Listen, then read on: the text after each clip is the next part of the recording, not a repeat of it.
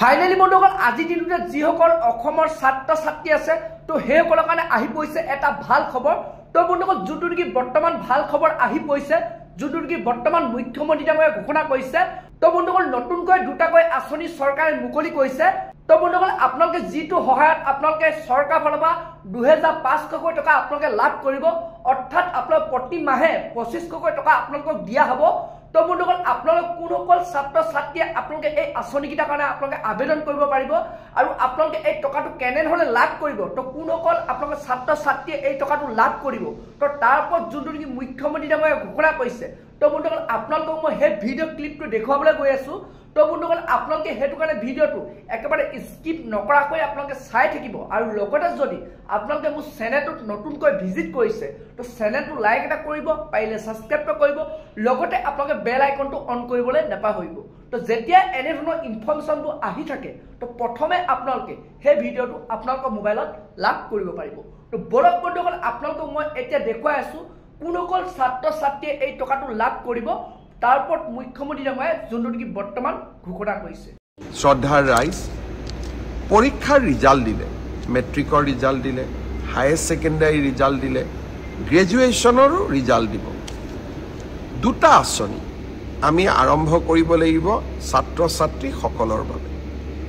Graduation এইবাৰ 2024 আৰু 25 চনত যিসকল ছাত্ৰ ছাত্ৰীয়ে গ্ৰেজুৱেশ্যন পাছ কৰিলে তেওঁলোকক এইবাৰ আমি জীৱন প্ৰেৰণা আঁচনি আগবঢ়াম।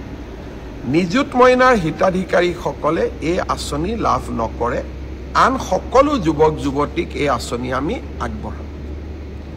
1 জুনৰ পৰা এই জীৱন প্ৰেৰণা আঁচনিৰ আবেদনৰ পৰ্টেলটো আমি মুকলি কৰি দিব খুজিছোঁ।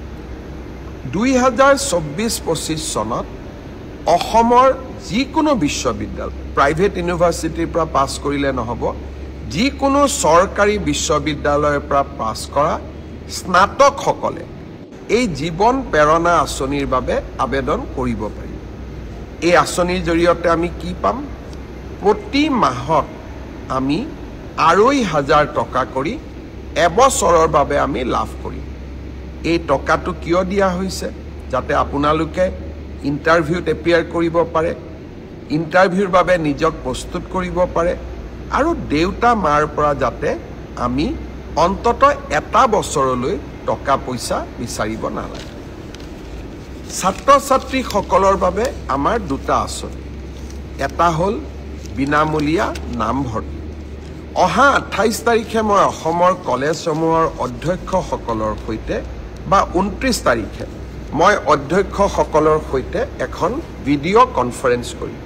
লক্ষ্য, এইবাৰ মই তেওঁলোকক নিজে স্পষ্টভাৱে ক'ম যে যি পৰিয়ালৰ ঘৰত ৰেচন কাৰ্ড আছে তেওঁলোকক আমি কলেজ, ইউনিভাৰ্চিটি আমি বিনামূলীয়া নামভৰ্তি কৰিম।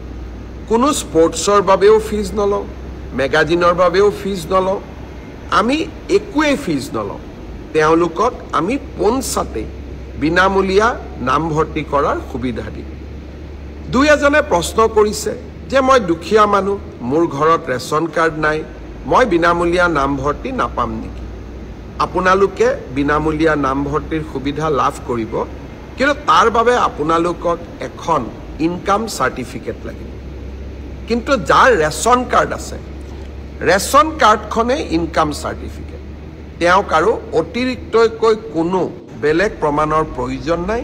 তেওঁলোকে পোনে পোনে কলেজত বিনামূলীয়া নামভৰ্তি কৰিব পাৰিব।